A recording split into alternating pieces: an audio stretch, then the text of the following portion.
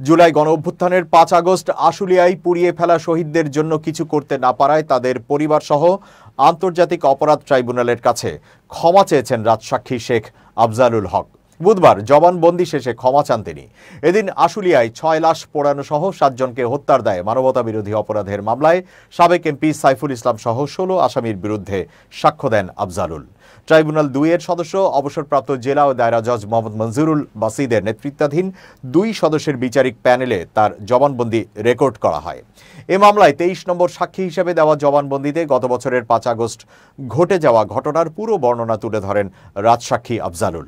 যদিও লাশ পোড়ানোর সময় তিনি ছিলেন না, তবে ১৫ আগস্ট নিজের ইস্যু করা অস্ত্র জমা দিতে এসে জানতে পারেন লাশ পুড়িয়ে দেওয়ার কথা।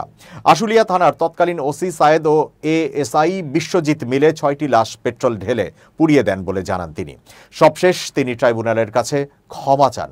চলতি বছরের ২১ আগস্ট এই মামলায় ১৬ আসামির বিরুদ্ধে আনুষ্ঠানিক অভিযোগ গঠন করে বিচার শুরুর আদেশ দেন ট্রাইব্যুনাল ২।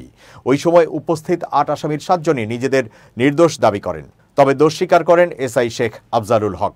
একই সঙ্গে রাজসাক্ষী হতে চেয়ে মামলার ব্যাপারে যা জানেন সব আদালতের কাছে বলতে চান। পরে তার দোষ স্বীকারের অংশটুকু রেকর্ড করা হয়। একই সঙ্গে লিখিত আবেদনের পরিপ্রেক্ষিতে রাজসাক্ষী হওয়ার অনুমতি পান তিনি। এর আগে মঙ্গলবার সাক্ষ্য গ্রহণের দিন ধার্য থাকলেও বিশেষ পরিস্থিতির কারণে হয়নি, যদিও আসামিদের হাজির করা হয়। ১২ নভেম্বরও একই কারণে সাক্ষীকে হাজির করেনি প্রসিকিউশন। এরই ধারাবাহিকতায় আজ সাক্ষ্য গ্রহণ হয়েছে। গত ৫ নভেম্বর ২২ নম্বর সাক্ষী হিসেবে সাক্ষ্য দেন প্রত্যক্ষদর্শী শাহরিয়ার হোসেন সজীব। তার সামনেই একজন গুলিবিদ্ধ হয়ে মারা যান। এমনকি তার বন্ধু সাজ্জাদ হোসেন সজলকেও আগুনে পুড়িয়ে দেয় পুলিশ। পরে তাকে জেরা করেন স্টেট ডিফেন্স ও আসামি পক্ষের আইনজীবীরা। ৩০ অক্টোবর ট্রাইব্যুনালে সাক্ষ্য দেন গুলিবিদ্ধ হওয়া ভুক্তভোগী সানি মৃধা। ২১ নম্বর সাক্ষী হিসেবে দেওয়া জবানবন্দিতে পুলিশের গুলিতে নিজে আহত হওয়ার কথা জানান তিনি। একই সঙ্গে গত বছরের ৫ আগস্ট আশুলিয়ার নির্মমতার দৃশ্যের বিবরণ দেন। ২৯ অক্টোবর জব্দ তালিকার সাক্ষী হিসেবে সাক্ষ্য দেন আশুলিয়া থানার এসআই মোহাম্মদ আশরাফুল হাসান।